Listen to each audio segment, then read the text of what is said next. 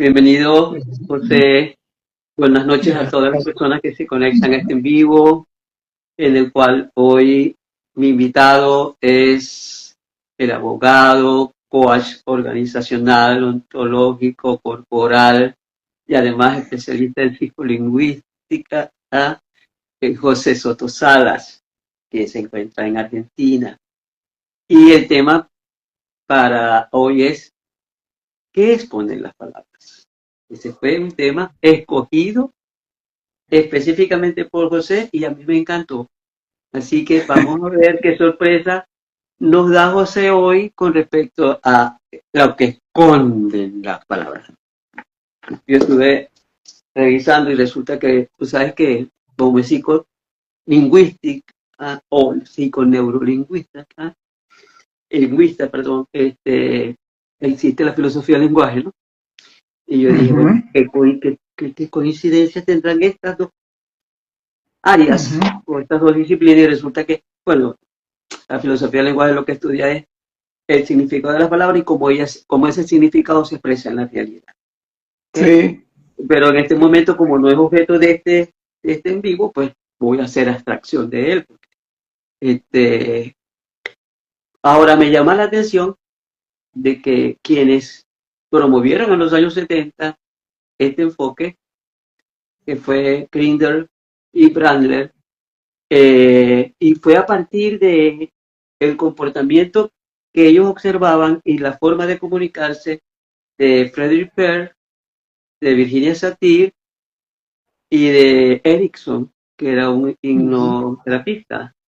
Entonces, bueno, Virginia Satir sabemos que es una trabajadora social, pero que se dedicó al final a terapia familiar inclusive, y Frederick Perl fue el creador de la filosofía de la terapia gestal. Entonces, un enfoque psicológico. Y me gustaría saber, José, yo sé que tú te formaste con Nelson Torres, ¿verdad? ¿Cómo cuál fue el enfoque, tomando como base estos inicios en los años 70 se hizo en California, que él utilizó para la formación de ustedes y cómo a lo largo de tu experiencia tú has ido desarrollándolas en las organizaciones? Para que puedas decir hoy qué esconden las palabras, porque si tú planteas eso es porque las palabras esconden muchas cosas. Sí. Bueno, primero muchas gracias, María, nuevamente por invitarme a tu lindo espacio y gracias a quienes se conectan y quienes nos van a escuchar con posterioridad. Mira, tú estás hablando hasta ahora de la PNL, de la programación neurolingüística, ¿sí? Yo no estudié eso, yo estudié PNL, pero un curso que hice hace mucho tiempo de PNL por conocer lo que era PNL y en efecto todos los que tú mencionaste, Grinder y Blander, siempre me... Sí, Blander, Virginia Satir, todos esos autores juntos fueron dándole forma a la PNL, que es valiosísima, es maravillosa para comprender, para estudiar el comportamiento humano y para transformarlo inclusive, ¿no? Pero la psicolingüística es otra cosa. La psicolingüística, la psicolingüística es mucho más vieja que la PNL. La psicolingüística y nació precisamente tú mencionaste algo interesante sobre la filosofía del lenguaje. Hubo un francés de nombre Gustave Villon, era un tipo autodidacta, pero estudioso de las lenguas, muy estudioso de las lenguas, ¿no? Llegó a ser un hombre reconocido por sus estudios en todo lo que tenía que ver con la lengua. Y él empezó a cuestionar nada más y nada menos que a Ferdinand Saussure, un suizo, por allá por 1800 y tanto. Entonces, él empezó a cuestionar porque Ferdinand Saussure era considerado el padre de la lingüística estructural, es decir, todo ese engranaje que se desarrolló desde inclusive mucho antes para darle a la lingüística el carácter de ciencia, la ciencia lingüística. Ferdinand Saussure es uno de los hombres más reconocidos en ese sentido. Y también cuestionó a Ludwig, a un austríaco, no, a Wittgenstein, Ludwig Wittgenstein. ¿No será, Entonces, no será Ludwig Wittgenstein? Es Ludwig Wittgenstein. Yo no sé hablar. Es uno de los filósofos del lenguaje más reconocidos del siglo XX. Es más, hay quien se ha atrevido a decir que Wittgenstein ha sido el filósofo más importante del siglo XX. Sí, bueno, yo que he leído muy poco de él, opino que fue un hombre extraordinario, ¿no? Bueno, este hombre, Gustave Guillain, se atrevió a cuestionarlos a los dos, tanto a la lingüística estructural, no a ellos como tal, ¿no? Sino a lo que ellos planteaban, como a la filosofía del lenguaje. Y él decía, bueno, todo lo que ustedes dicen es maravilloso. Sí, y estoy de acuerdo con todo lo que ustedes dicen, pero hay algo más detrás de las palabras. Y la psicolingüística no solamente se ocupa de las palabras. Yo estudié con Nelson Torres Jiménez, profesor, amigo, a quien quiero y respeto muchísimo. Y Nelson en Venezuela con el Instituto Venezolano de Psicolingüística llegó a sanar personas, no solamente con la traducción de palabras y todo lo que él hace desde el punto de vista de su formación social. Porque la psicolingüística va mucho más allá, porque precisamente como es una disciplina que combina la psicología y la lingüística, entonces es muy rica y tiene muchas herramientas para intervenir la conducta humana. Pero yo me quedé con este tema de la traducción de palabras, que lo aprendí de Nelson. Yo no sé de quién lo aprendió. Nelson estudió en España. Y hubo dos españoles del siglo XX, de 1960, 1970, Manuel Carreira y Luis López, que se adentraron en estos estudios que había hecho Gustave Guillain y los que vinieron detrás de esta gente. Porque tú sabes que, mira, yo digo a veces que hay personas muy egoístas con el conocimiento y el conocimiento no le pertenece a nadie, ¿no? El claro. Es tuyo, por supuesto, pero todo viene acumulando. Uno lo que hace es sumarle a un conocimiento previo que alguien tuvo y le va a sumar, bueno, con la creatividad tú le vas poniendo cosas, ¿no? Entonces, ¿por qué yo me quedé con este tema de la traducción de palabras? Porque a mí me impresionó muchísimo cuando yo comencé a ver lo que podía esconder una palabra. Y te lo voy a mostrar así. Yo me estoy muriendo de frío. Hoy, ¿no? Acá en Argentina, hoy comentaron que hubo algo de nieve en Buenos Aires. Yo no estoy en Buenos Aires, estoy en Rosario, pero acá amaneció -2, ¿no? Aquí amaneció -1. -1, pero no lo sentí, te advierto. No sentí que estábamos en -1. Porque allá es más seco en Chile, ¿no? Pero acá hay mucha humedad. Entonces yo te lo juro que yo salí a trabajar esta mañana y yo no hallaba dónde meter la cara, me ponía esto así, me tapaba los ojos, era una cosa espantosa. Y comento esto porque quiero traer una palabra para que miren para que comencemos a mirar la importancia de las traducciones y lo que pueden esconder las palabras. La palabra crisis. Nelson le da una traducción. Y yo empecé a mirar, yo aprendí muchas traducciones con eso, pero después empecé yo a buscar. ¿Y para qué sirve esto? Puede ser que yo diga, ¿y por qué hablamos de traducciones? No hablamos de significados de palabras, porque el significado de las palabras en el idioma español está en el diccionario de la Real Academia Española. Entonces, ahí está el significado, las definiciones, lo que quiere decir cada palabra. Entonces la psicolingüística se convierte en ese sentido como en otro idioma. O sea, tú tienes una definición de la palabra, por ejemplo, que ya la voy a comentar, y yo tengo otra. Entonces, si la mía tiene sentido para ti, buenísimo. Si no tiene sentido para ti, buenísimo. Es decir, porque se trata de, que era lo que hacía este hombre, él cuestionaba, y él decía, bueno, para ustedes la lingüística es esto, para mí es otra cosa. Él dijo una frase, no la recuerdo exactamente, pero dijo algo como, las palabras hay que desmenuzarlas en sus engranajes más finos, porque siempre tienen algo oculto. Algo así planteaba él. Hay que desmenuzarlas en sus engranajes más finos. Bueno, entonces la palabra crisis. Cri tiene que ver con frío. Criogénico.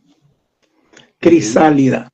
No hay nada más frío que una crisálida cuando ocurre el proceso de transformación de la oruga en mariposa. Es una prisión para la mariposita que quiere salir de ahí. Eso es una prisión. Crimen. Men es hombre en inglés.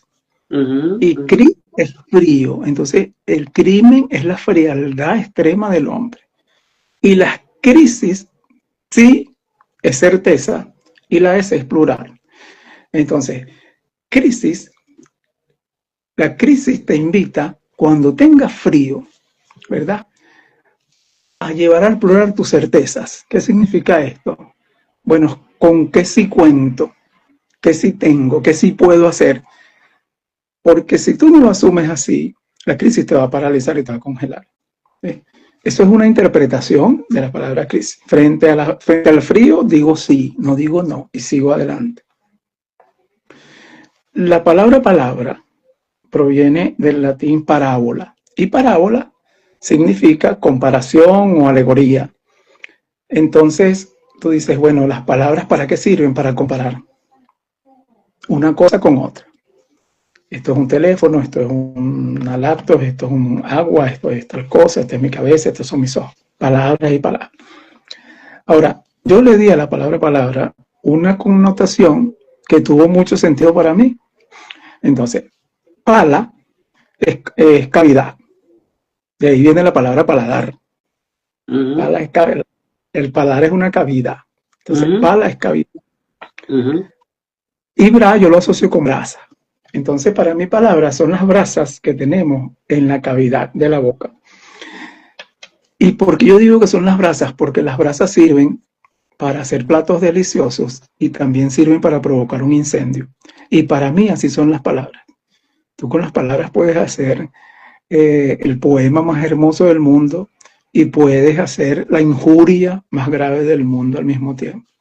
Entonces es como una brasa que si tú la atizas mucho, puedes encender mucho fuego, ¿no? Esa es una traducción que yo le doy. Dependiendo del contexto en que se usen las palabras, no pueden cambiar su significado o su sentido. El sentido. Porque, por ejemplo, fíjate, cuando tú hablas de crimen, ¿no? Y hombre, y frío y hombre. Me pregunto, no todo hombre cuando va a cometer un asesinato se muestra frío. Pero por supuesto que no. Pero fíjate que la frialdad extrema del hombre lo lleva a eso. Pero tú me acabas de hacer una pregunta muy buena. Esto depende del sentido que tenga para ti. Mira, yo he estado dando, no clases, compartiendo facilitaciones de procesos de psicolingüística, y hay personas que me dicen, José Luis, no, pero yo no estoy de acuerdo contigo. Yo le digo, perfecto, maravilloso, quédate con el concepto que tú tienes, y le pregunto, ¿cuál es el concepto que tú tienes de la palabra familia, por ejemplo? Familia es el núcleo de la sociedad, patatín, patatán, patatán. Bueno, y familia desde la psicolingüística, que la traducimos así, esta la aprendí de Nelson. Fa, sonido, de do, re, mi, fa, sol, la, si. Fa, sonido, notas musicales. Notas musicales. Mi, pertenencia. Esto es mío. Esto me pertenece a mí, pertenencia. Y lía viene de lío. Entonces la familia no es otra cosa que el sonido de nuestros líos. Y yo le he preguntado a muchísima gente, pero a muchísima gente, ¿a qué hay alguien que pertenezca a una familia sin lío? Todavía no he visto una mano levantada.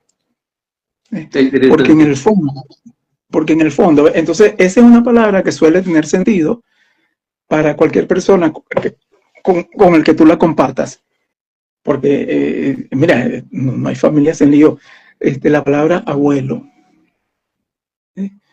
A, como prefijo, es no o sin. Carencia, es bondad. Carencia. Sí. Bue es bondad. Y lo, desde la psicolingüística, lo asociamos con límite. No me preguntes por qué. Entonces, sin límite de bondad. El abuelo, la vida le da al ser humano la oportunidad de que aflore su bondad, aunque sea en el momento de ser abuelo. Entonces tú dices, no, mi abuelo fue un desgraciado, fue esto. No, ahí había bondad, lo que pasa es que él no supo tener contacto con ella. Entonces son miradas. Y normalmente yo diría que más bien la faceta positiva es la que prevalece cuando los nietos hablan de su abuelo, tienden a aparecer de hecho, no sé, hay un programa donde le dicen a un grupo de personas que están enclaustradas de estos reality, ¿con quién quisieras hablar? Y la mayoría dice con mi abuelo, Sí, sí, en sí, lugar de porque su papá, de su mamá. claro, porque es esa persona Se convierte en un que todos referente al tenemos. abuelo, un referente para Sí, los niños. un referente, es respeto. Acá dice alguien algo. Los abuelos son más Más consentidores, consentidores, sí, ¿cierto? y a lo mejor están asociados con bueno, ¿no? Sí. Mira, yo le estaba haciendo coaching a una, siempre cuento esto porque para mí fue muy revelador y muy importante lo que pasó en ese momento. Yo le estaba haciendo coaching a una muchacha que llegó con mucha ansiedad, muy nerviosa y me decía que ella necesitaba tranquilidad, que necesitaba paz. Bueno, yo con herramientas de respiración, que pueden ser de PNL, por cierto, logré tranquilizarla. Y después que se tranquilizó, yo le pregunté, ¿qué necesitas tú en este momento? ¿En qué te puedo ayudar? José Luis, yo estoy muy estresada. El nivel de estrés lo tengo muy alto y yo necesito calma. ¿Qué es la calma para ti? Mira, la calma para mí es estar en la playa con los pies metidos en el agua, acostada en la arena, tomando el sol, patatín, patatán, escuchando música, que no haya ruido. ¿No?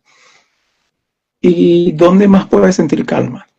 Bueno, puedo sentir calma cuando estoy acostada en un buen colchón. Bueno, y yo le hacía otras preguntas y en algún momento se me ocurrió a mí decirle, mira, yo te puedo mostrar una interpretación que yo tengo de la palabra calma porque te escucho y siento tu necesidad de buscar calma. Calor. Mamá. Calma es la calidez de mamá. Cuando yo le dije eso a esta muchacha, ella se rompió a llorar, pero a llorar, a llorar y a llorar y a llorar. Esto fue virtual. Y yo, por supuesto, la dejé que llorara tranquila. Le La dije de lloranza cómo de se mamá, estaba llorando su madre. estaba llorando a su madre porque la mamá había muerto cuando ella tenía 3 años. Y lo que ella estaba buscando en ese momento, esa calma que estaba buscando era reconectar con su mamá, porque la perdió a los 3 años y me estaba hablando de una mujer de 30 y tantos años. Entonces, mira cómo una palabra a ella prácticamente le dio sentido a lo que estaba viviendo en ese momento. Porque ella dijo, sí, y se dio cuenta de que había perdido la conexión total con su mamá. Pero la estaba necesitando, hicimos un ejercicio, Claro. una visualización, bueno, y la persona que comenzó y la persona que terminó eran completamente diferentes, con una palabra. Y así me ha pasado en otros momentos, en otras situaciones. Yo te lo creo, yo te lo creo. Te lo creo porque esta mañana viví una experiencia parecida. Dice aquí, los abuelos maternos, simplemente Chef dice, los abuelos maternos son protectores. Cuando yo quedé viuda, sí, mi papá fue el que le dio a mi hijo la figura paterna. Sí, Wow. Y bienvenido a todos. no tiene límite de bondad los abuelos, definitivamente. No tienen límite de bondad. Lo certifico, lo Sí, certifico. yo también, por eso esa definición, cuando la miré, esa definición no, esa traducción y esa mirada, porque yo hablo de miradas, son miradas de palabras. ¿Tiene sentido para ti? Me alegra que tenga sentido para ti. ¿No tiene sentido para ti? Lo respeto muchísimo y bienvenido al sentido que tú tengas de la misma palabra, porque eso lo que hace es enriquecer el lenguaje. Ay, Y por eso fue lo que... cierto, pues, antes de terminar el en vivo, podemos tomar los 10 últimos minutos para hacer el ejercicio aquí con la gente que tengamos. Y cuando, por ejemplo, con palabras que le dice a cada quien una determinada palabra en este momento de su vida. Sí, sí, sí. Para un poco escuchar ver Gracias, su perspectiva. gracias por plantearlo, pero cuando he hecho estos vivos, que los he hecho antes, parecido, porque yo no sé qué palabras compartí en el otro, suelen preguntar, una vez me preguntaron por la palabra Venezuela, y resulta que hacía un par de años yo estaba tomándome un café en una reunión, en un café acá en Rosario, y aunque ustedes no lo crean, pasó una señora de esta vendedoras ambulantes que andan en la calle vendiendo lapiceros, y nos ofreció, y yo le dije, no, señora, disculpe, ahora no, ahora estamos en una reunión, disculpe. Y cuando me escuchó me dijo, qué tonada más hermosa, che, ¿de dónde sos vos? Y yo le dije, venezolano. ¿Y tú sabes lo que significa Venezuela? Y yo le dije, bueno, para mí significa muchas cosas, pero no sé por dónde viene la pregunta. No, la palabra. Yo le dije, no sé. Y me dijo esto, Bene, bueno, suela, suelo. La suela del zapato es suelo. Venezuela es buen suelo. Por eso es que ha vivido como ha vivido. Me dejó impresionado la señora. Fíjate la vinculación que le dio ella, y yo te voy a contar esta anécdota que fue real. Bueno, una anécdota siempre es real. Yo estuve en la Gerencia General de Cuerpo Zulia, en Maracaibo, y llegaron unos chinos, una delegación china, y unos diputados en el antiguo Congreso me llamaron por teléfono para que hiciéramos una gira con ellos por allá por la laguna de Sinamaica. Tú sabes que a mí me enseñaron en la escuela que Venezuela significaba pequeña Venecia, ¿no? Cuando Américo llegó y que la vio de allí, que pequeña Venecia. Y resulta que uno de esos diputados, que para mí es un hombre súper, bueno, hasta ese día yo lo tenía en un pedestal en cuanto a intelectualidad, conocimiento, y todavía tiene su nombre porque está vivo. Dice, Venezuela. Íbamos en el carro. Venezuela. Tal vez cuando llegó Vespucio y la vio, dijo, suela. Eso mismo, la suela. Venezuela. Para él fue una visión despreciativa de lo que era en ese momento lo que estaba viendo él con respecto a la grandeza, lo que significaba Venecia. Fíjate cómo la interpretó él con base en eso, más que tomando el piso, ¿no? El suelo, como lo tradujo la señora. En cambio, eso es como la suela, algo que tú pisas, que tú... Sí, está pisada siempre. Ahora, mira el Bene, que es bueno, si tú lo, y precisamente de Italia, Bene, y que Bene, el Bene con B alta, por supuesto, pero Bene, buen suelo, y no deja de ser. Entonces, buen suelo es también. Pero cada quien, precisamente, ahí está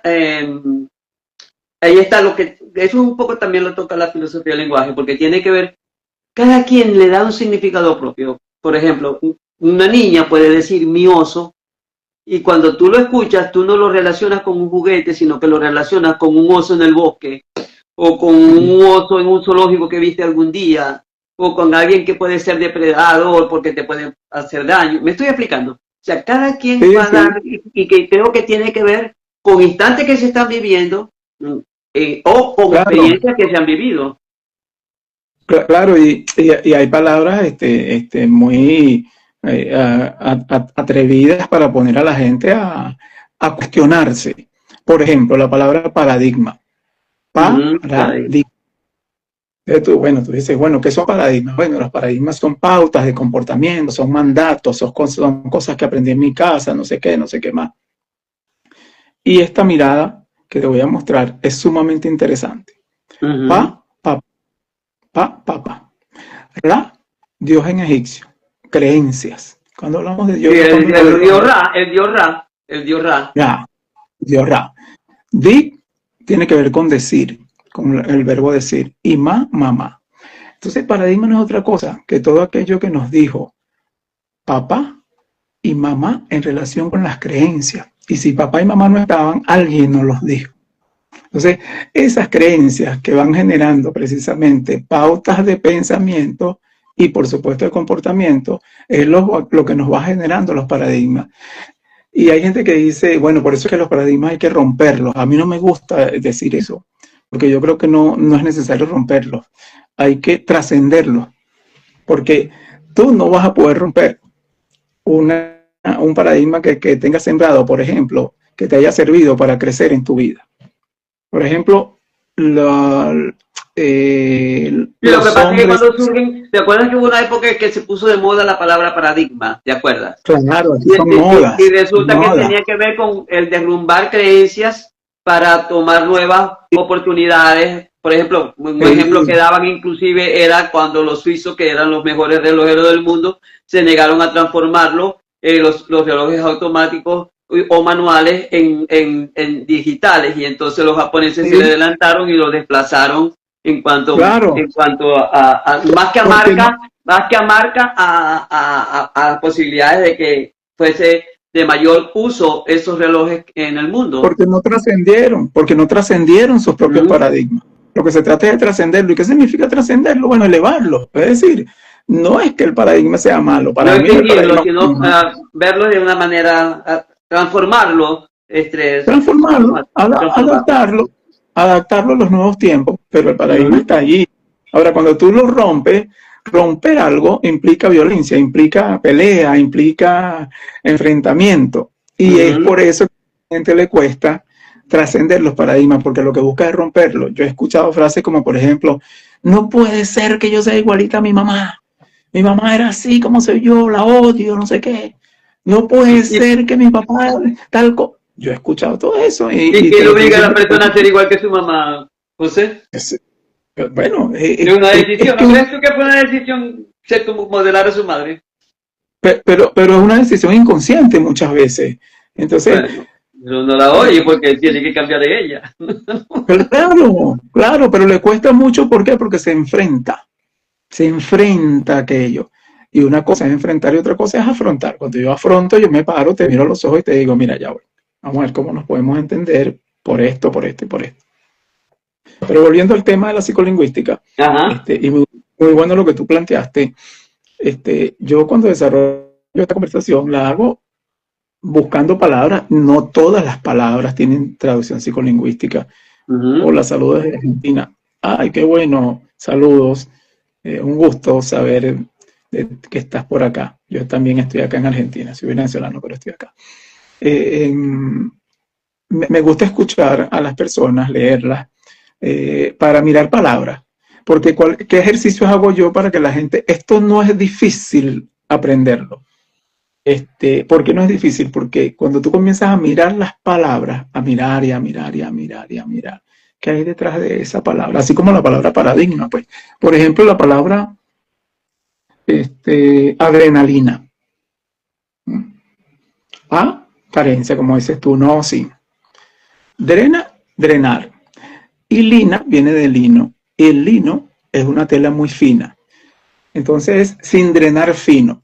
Cuando tú no drenas fino, drenas mucha adrenalina, y la adrenalina, cuando es excesiva, porque es necesaria, pero cuando es excesiva, te puede intoxicar. Te puede convertir en ponzoña. En polvo, en polvo.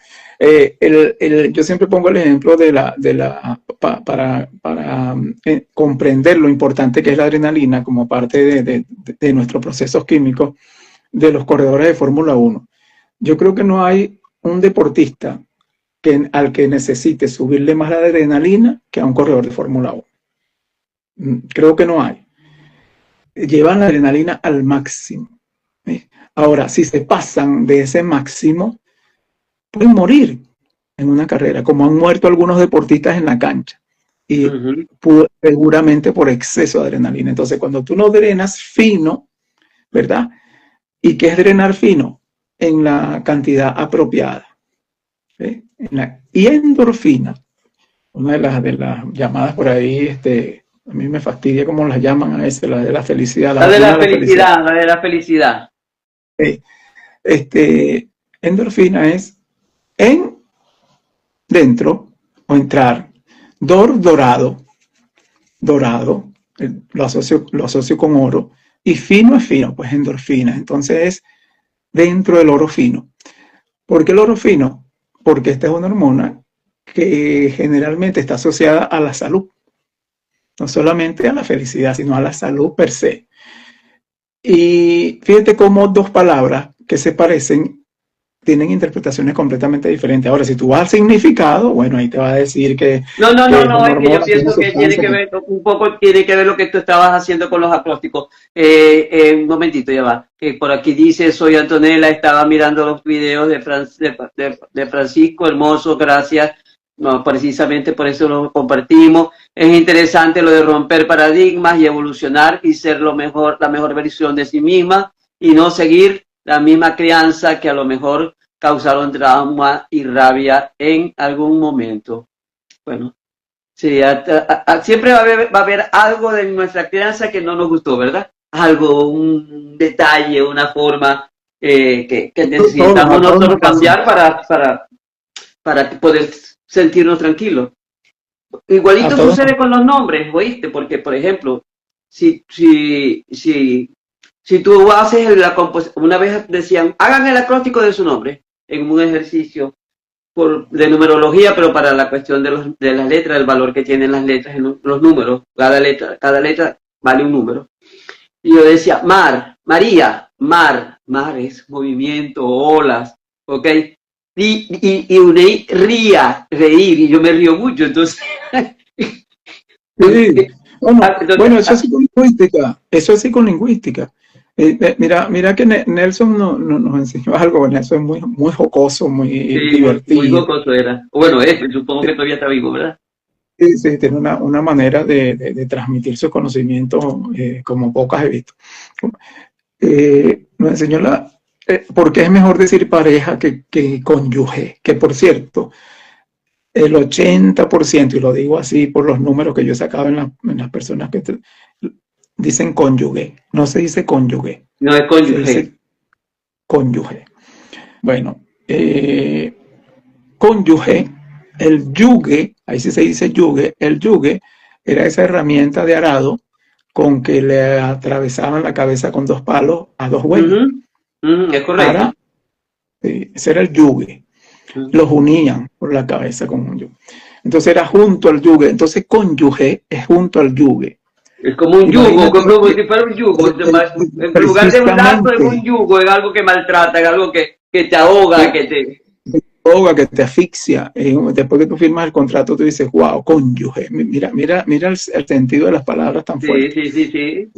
Y resulta que pareja, par, ja. Ja es risa, alegría. Ja. En o entre, como quieras mirarlo. Y par son dos. Reír entre los dos. Disfrutar entre los dos.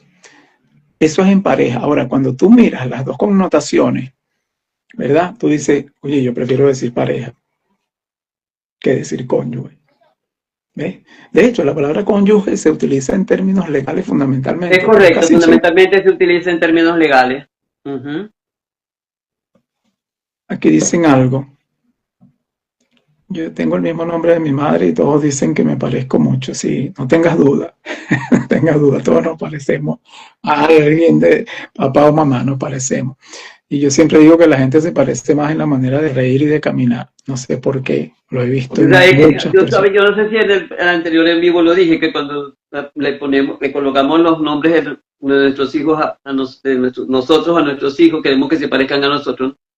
Y entonces es como el niño que dicen, nace y lo van a visitar a la clínica y lo tiene la mamá en el cuarto y le dicen, las orejas igualitas a las de papá, los ojitos igualitos a los tuyos, la boca la del abuelo, la mirada, esa mirada era de su tío. Resulta que el niño termina pareciéndose a todo el mundo, menos a él mismo. Menos a ellos, así es. Mira, para decir una palabra que tiene que ver con el ámbito organizacional que se usa mucho, que es la palabra cliente. Cliente. Tengo un cliente, necesito clientes, hay que aumentar la cartera de clientes. Ente, en este caso hablando de personas, es una persona, un ente físico.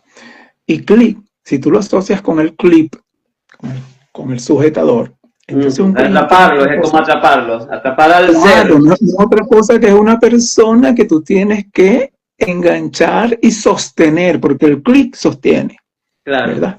Y es lo que hace es sostener y mantener unido. Y mira lo interesante de esto. Yo estaba dando una charla en una empresa y le digo, se ha perdido, lamentablemente se ha perdido. Ahora le pusieron un nombre muy bonito, pero para mí es un fracaso rotundo porque cada quien interpreta el nombre como le da la gana. Eso que llaman postventa. Lo detesto. El nombre lo detesto. No, este es el departamento de postventa. ¿Y qué hacen acá? A veces no saben qué hacen. Créeme lo que te estoy diciendo. Entonces, Pero ¿por qué? supongo que Porque postventa, a mí lo que me luce postventa es una oficina de seguimiento al cliente o cómo van los pagos de este cliente, esas cosas. pero eso es lo que menos hacen. Créeme que Okay. he visto muchas, hay las que funcionan, ¿sí? Pero yo no sé si es un tema de la tecnología o la mala interpretación de lo que es un servicio postventa. Porque un servicio postventa, ¿en qué debería consistir? Yo te vendí a ti un programa, María, de formación profesional, de lo que fuera, unas sesiones de coaching. Y si yo de verdad quiero prestarte un servicio posterior a la venta, es decir, yo tengo que hacer ese seguimiento, yo tengo que hacerlo muy cercano a ti, porque tú eres mi cliente. Entonces, cuando yo le doy sentido a la palabra cliente, como este que yo estoy mostrando, yo agarro mi clic y lo pego así, ¡pam! Y yo digo, no, esta mujer no se me va a ir, esta mujer es mi cliente y yo tengo que atenderla como ella merece. Que seas tú la que en algún momento diga, no, José Luis, mira, ya no quiero seguir recibiendo tu servicio, pero no que lo hagas porque yo no te atendí. Ese sentido más bonito que yo le he conseguido a la palabra cliente. No, y además que no tendría que ver con necesariamente que te llamen para que tú resuelvas una situación, problema, sino es el servicio de seguimiento que se le hace al cliente para medir su nivel de dificultad en el manejo de algo, su nivel de satisfacción. Me estoy explicando si quiero una asesoría adicional. Mira, me llegó otra palabra. Aquí dice Nelly Rico, qué interesante esto que hablan, estoy aprendiendo mucho con ustedes. Muchas gracias, muchas gracias. Muchas gracias. Yo siempre aprendo mucho cuando converso acá con ustedes también, de verdad que sí. La palabra supervisor. No, mira, eso es supervisor. Léelo al revés, supervisor. Tú, María, te pido. Supervisor, visor super. Un supervisor es el que tiene una visión extra, una visión extra. Una visión ampliada, una visión más extensa. Ampliada, claro. Es un súper. Entonces yo le dije a una persona, léelo al revés un momentito. ¿Y ahora cómo te sientes? Me di cuenta de muchas cosas. Solamente lo que pasa es que la visión que se tiene es el de que está detrás de la gente viendo si hace la tarea o no. No esa visión ampliada de cómo poder hacer mejoras, de cómo poder comunicarse mejor. O sea, todo lo que tiene que ver con amplificar. Mira, un visor súper es un visor que mira lo que los otros no son capaces de mirar. Claro. Ese es tu trabajo.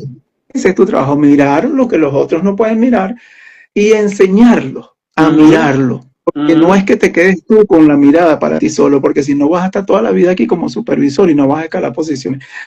Mira todo lo que hay dentro de las organizaciones desde el punto de vista de la interpretación de palabras, que cuando tú las muestras, es muy sorprendente. Y me acordé, porque me voy acordando de la palabra gerente. Hay muchísima gente que se llama gerente y no tienen idea de lo que es un gerente. Pero muchísimas más, que ganan plata, bueno, en cantidades, ¿no? Y resulta que cuando yo estaba terminando de escribir mi libro, como yo tengo en mi libro un compendio, una parte del programa que yo seguí desarrollando después que terminé de escribir el libro, yo dije, bueno, yo me pregunto a mí mismo, ¿qué es un gerente? Mira que busqué, salían referencias, otro libro, tal, pero nadie me lo define. Nadie me lo define así como yo lo necesito. Por supuesto que está definido y te dice persona encargada de administrar los recursos, para lograr los objetivos. Yo diciendo, pues esto no me gusta. Y entonces, uno de los creadores de la administración, Adam Smith, por allá también en el siglo XIX. Sí, señor. Y el viejo que todavía hablan de Adam Smith. Todavía está en la boca de mucha gente. Bueno, Adam Smith dijo algo más o menos como esto. Él dijo, es una persona con una responsabilidad enorme que recibe muy poco en función a lo que debe producir. palabras más, palabras menos. Entonces yo, ¿qué hice? Separé la palabra. Ger, ente. Bueno, ente es la persona. ¿Y ger qué es? Ger es la raíz de la palabra geriátrico, gerontología. Mira que cuando me metí por ahí, yo dije, pero ya yo estoy descubriendo por dónde va el asunto. Dale. Pero esto no tiene que ver con vejez, porque los gerentes no necesariamente tienen que ser viejos, pero sí tiene que ver, y lo he comprobado a lo largo de mi carrera corporativa, con experiencias. Para gerenciar hacen falta experiencia. Hay muchos muchachos. Una cierta sabiduría. Sabiduría, por supuesto. Lógicamente, pero sin la sabiduría, sin la experiencia, tampoco es suficiente para gerenciar, desde mi perspectiva. Y te voy a explicar por qué. Porque cuando tú llegas a gerenciar un espacio, puede que tú no conozcas todo el lugar, toda la dinámica de la empresa. La sabiduría te va a ayudar a conocer el lugar, a limitarlo, a decir, bueno, mira, estoy acá, esto lo puedo abordar así, esto lo puedo abordar así. Pero resulta que la experiencia que tú hayas vivido en tu vida laboral, en este caso estoy hablando de gerente, es la que te va a servir para tú aprender a utilizar los recursos de la mejor manera posible. Porque ¿qué es lo que hace un gerente? Optimizar recursos. No hace otra cosa. Él optimiza recursos y la optimización de esos recursos es la que provoca los resultados que antes no estaban. Porque yo optimizo los recursos y provoco los resultados que antes no estaban. Entonces, la experiencia para mí es la clave en esa persona a la que llamamos gerente. Pero tú sabes que hay una gran confusión porque hay personas que dicen, no, pero yo tengo 3 títulos, yo soy abogado, contador, en el caso mío, contador, soy coach, Pero yo me hice gerente más por mi experiencia que por mis títulos. Cuando yo fui gerente yo no tenía títulos. Y mi experiencia y lo que tú dices, mis ganas de aprender, mi voluntad, mi ser siempre autodidacta, etcétera, etcétera, bueno, me llevó a recorrer un camino complicado, por cierto, no fue nada fácil, ¿no? Y de allí yo dije, no, un gerente es un ente, y por eso es que la palabra se escribe así, porque ger es un prefijo muy rico. Muy rico. Mira que cuando lo digo yo se me eriza la piel porque, bueno, ¿y qué hay en la vejez? Además de la parte biológica, de que nos ponemos... Experiencia, aprendizajes. Y esos aprendizajes son los que te van a dar a ti. Te van a abrir todas las puertas cuando tú después apliques la economía, la contaduría, la ingeniería, todo lo demás viene después. Esa es mi humilde opinión. Yo no fui a la escuela de gerente y fui gerente porque tuve 15 años de experiencia en mi área. Ahí está. ¿Me entiendes? Yo soy licenciado en filosofía, di clase en la universidad y todo lo demás y trabajé 15 años en una corporación de desarrollo. Hice carrera desde el puesto más bajito hasta llegar a la gerencia general. Eso es. Mira que me lo están corroborando. Me encantaría que hicieran un live de ambientes laborales tóxicos y cómo poder sobrevivir a las personas destructivas y jefes maltratadores. ¿Cómo sobrevivir? Bueno. Mira, yo te puedo hacer un comentario al respecto. Ojalá puedas leer mi libro, yo ahí hablo bastante de eso. El pescador. Por cierto, da el nombre de nuevo de tu libro. El pescador de aprendizajes, José Luis Soto. El pescador de aprendizajes. Mira, yo llegué a una conclusión a lo largo de mi carrera. No hay un trabajo donde te vayas a sentir el 100% bien. No existe, eso no creo que yo tuve 27 empleos y no lo conseguí en ninguno.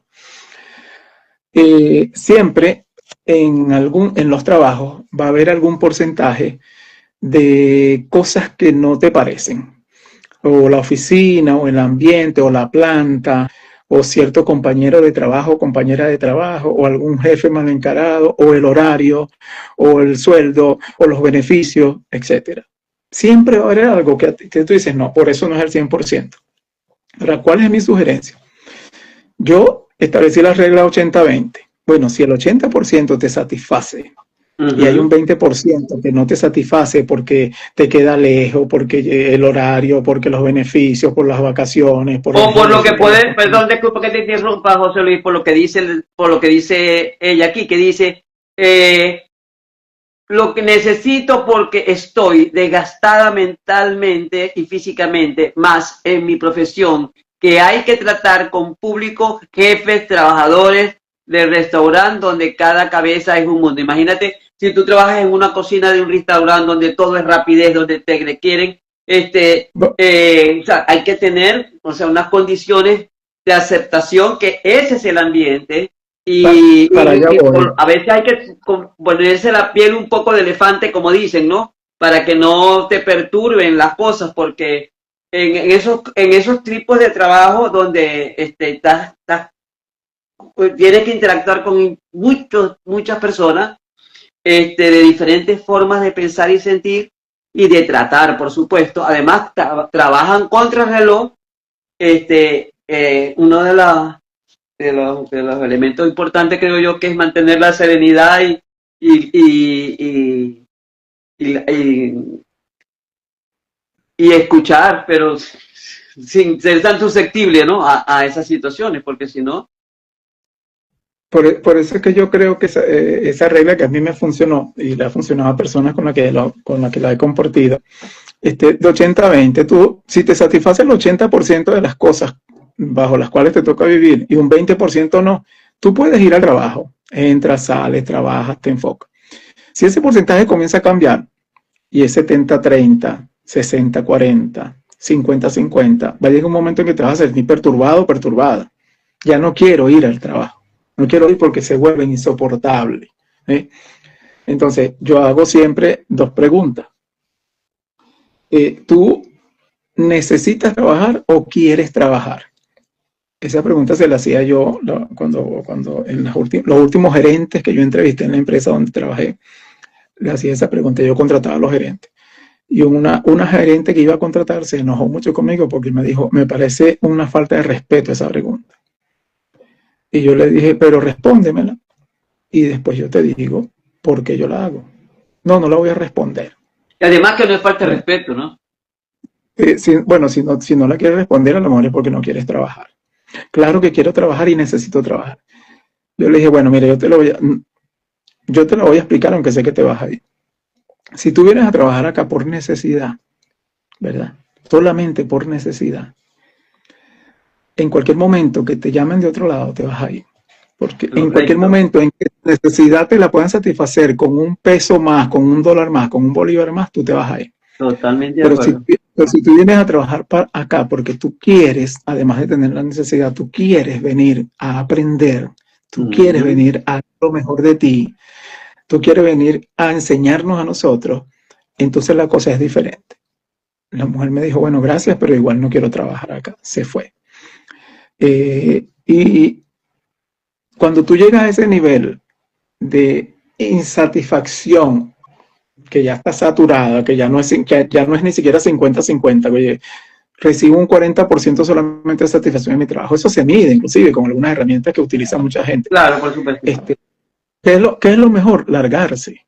Yo sé que hay personas que me han dicho, ¿y para dónde me voy si no tengo trabajo? Si aquí no hay trabajo, si aquí Mira, los seres humanos venimos a este planeta a crear.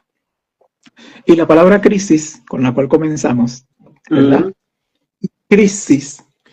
Cuando te entra el frío, ojo, que el frío puede ser un calor arrasador también. Cuando te entra el frío, tú en vez de decir que no, dices que sí. Y cuando tú dices que sí, tú dices, no, yo no soporto más esto, yo voy a ver qué hago con mi vida. Los grandes emprendedores de la humanidad surgen generalmente de ese tipo de situaciones. Le dicen que no, que ya basta a una situación y empiezan algún emprendimiento.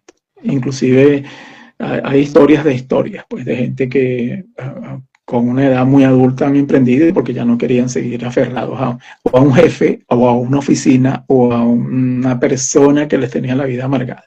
Eso es lo que yo te puedo decir a la persona que preguntó por ahora, ¿no? Y yo asumo, mira, yo asumo que esa persona que te dijo que era una falta de respeto, donde esté, no va a estar nunca contenta, porque son preguntas básicas, o sea, formas No, eso no, olvídate, eso va a ya, me pasar, parece una va a falta dar de tiempo. respeto. Tú quieres trabajar, necesitas trabajar, ¿ok? ¿Quieres o necesitas trabajar? La respuesta que yo di cuando me la hicieron fue, mira, yo quiero y también, por supuesto, necesito, pues si no necesitara no Claro, porque estuviera haciendo por algo trabajo. estás haciendo la entrevista, para Pero, algo estás pero, poniendo la entrevista. pero quiero trabajar. ¿Cuál es el tema? Nos preguntan por acá, psicolingüística, pero nos fuimos para otro lado y bueno, aquí estamos hablando un No, poquito todavía del tema. estamos en allí, todavía estamos. Vamos a hacer alguna Estimado, pregunta, vamos a hacer cómo alguna se llama su a invitar a libro? los que están aquí con alguna pregunta para que piensen qué les traduce, qué les dice. Mi Nos libro diga. se llama El pescador de aprendizajes. Un relato cierto, que es muy, muy, muy cierto, de transformación personal, resiliencia y liderazgo. Así se llama mi libro. Hay un poquito de todo eso, de mi propio proceso de transformación personal que lo comparto allí, de mi experiencia laboral y la resiliencia de la cual tuve que valerme sin saber que me estaba valiendo de ella. Y, perdón, y liderazgo, porque tuve que liderar muchísimos procesos personales para después abordar los trabajos. Acá está diciendo algo. Esta escala, primero quiero, después trabajar. Estoy a la espera de la segunda fase para Pase. quedar en el trabajo. Evaluación psicológica, deseo mucho Mucho que quedar. dar. Bueno, ojalá que quedes, pero mi invitación es a que mires que coloca un número 100, suponte tú que tengas 6 cosas, 5 cosas, 7 cosas, 5 cosas para ponerle 20 puntos a cada uno. Ambiente del trabajo, 20 puntos. Jefe, 20 puntos. Distancia, si me queda cerquita, si me queda lejos, si tengo que agarrar, si tengo que gastar mucha gasolina o agarrar mucho transporte. Beneficios, ¿sí? Y el trabajo per se, que no puede ser la tarea. Entonces tú dices, el jefe no me gusta, lo demás todo me gusta. Bueno, tengo un 80% de satisfacción. Te estoy diciendo algo así muy empírico, muy al voleo, ¿no? Pero esto se hace con mayor profesionalismo. No me gusta ni el jefe ni me gusta el horario. Bueno, voy a trabajar con un 60% de satisfacción. Y yo te estoy diciendo 5 cosas, pero tú puedes agarrar 10, 15, 20. Es una manera muy efectiva de decir, yo aquí no quiero estar, yo aquí me quiero quedar. Así. ¿Sí? Porque si tú dices, no me gusta el jefe, no me gusta el ambiente porque hay una gente ahí pesadísima. Ahora, si te da 80% en contra, entonces mi invitación es a que te revises tú también. Porque puede ser que te haya pasado esto en otro trabajo y en otro y en otro. Entonces tú dices, espérate, todos los trabajos son así tan despreciables. Eh, y ahí es donde ¿O las qué habrá de personas, mí que? que habrá de mí que yo necesito cambiar. Correcto. Por eso es que todo eso hay que conversarlo, escucharse, contar las historias, mirar y profundizar para tener no, mayor información con la cual se puede emitir una opinión, no, hacer preguntas. Yo como coach lo que hago son preguntas, pero las preguntas van a explorar para que indague en ti mismo cuál puede ser la situación. Eso es lo que te puedo decir. Hasta que encuentre y ya no haya que indagar más, sino manos a la obra. Poner a funcionar la respuesta. ¿Cierto? Así es, aunque la búsqueda nunca se termina. Que es correcto. Nunca. Pero por lo menos en este caso del trabajo, En ¿no? este caso, Si voy a iniciarlo, si hay cosas que necesito cambiar de mí, ¿cómo las voy a resolver para no seguir viendo todos esos detalles que veo en los trabajos donde he trajinado? Allí la cuestión. Bueno, María, no sé cómo estamos de tiempo. Tenemos... ya tenemos hora y media, pero se me pasó rapidísimo. No, sí, ya tenemos 8:30 porque comenzamos a 20 para las 8. Ah, qué lástima, porque es bien interesante, bien interesante. Bueno. Gracias, porque a partir de hoy, aunque ya a mí me encanta y siempre a veces estoy colocando en mi cuenta la etimología de las palabras, esta también es una manera de con la etimología y esa sabiduría que te da la realidad y la capacidad. Es más, hay algo como que una parte intuitiva allí, ¿no? Porque tú cuando tomas la palabra y dices, bueno, esto que me está diciendo, esto que me está diciendo, esto y esto y esto, y entonces, cada quien puede darle un significado distinto en función de lo que está pasando en su vida y su vivencia. Claro, atreverse a cuestionar, atreverse a cuestionar. Es correcto. No cuesta nada, no cuesta nada. Dice, y yo me hice un café para seguir. Buen ejercicio, gracias a ustedes por haber estado con nosotros, Nelly Rico, y yo que me hice un café para seguir escuchándole. Bueno, pronto más adelante tendremos de nuevo por aquí a José, porque de verdad que es un gran maestro. Te felicito, José, me encantó. Mira, pasó rapidísimo el tiempo y hoy yo aprendí mucho, te lo confieso. Así que yo también, yo siempre aprendo con las intervenciones de las personas. Esas preguntas, aunque ustedes no lo crean, me sirven a mí para buscar en mi cabeza y en mi experiencia, en mi memoria, cuestiones que yo viví que no necesariamente le van a servir a otros, pero eso también es una manera de refrescar, de aprender, de mantenerse activo. Así que yo lo agradezco muchísimo también. Ok, te voy a enviar invitación cada vez que tenga un en vivo, simplemente, chef, ya que te gustan tanto. El miércoles tenemos un en vivo con una psicóloga que vive en Islas Canarias y que trata el tema de cómo simplificar nuestra vida. ¿Cómo podemos hacer para simplificar nuestra vida? Así que gracias, José Luis. Gracias a todas las personas. ¿Cómo encuentro a José en Instagram? JL Soto Salas. JL Soto Salas. Ajá, por favor, dilo, JL Soto Salas. ¿Y en Facebook tienes cuenta? Como decía, sí, la misma, JL Soto Salas. Como decía mi profe de psicología, todos somos profes. Sí, todos somos maestros, todos somos alumnos y maestros. Es así, yo comparto totalmente eso. Así es. Bueno, sí, muchas gracias, María. Bueno, gracias, José, muy agradecida, que tengas una feliz noche y mucho éxito, que continúen tus éxitos y recuerden comprar sus libros, el libro Pescador de aprendizaje.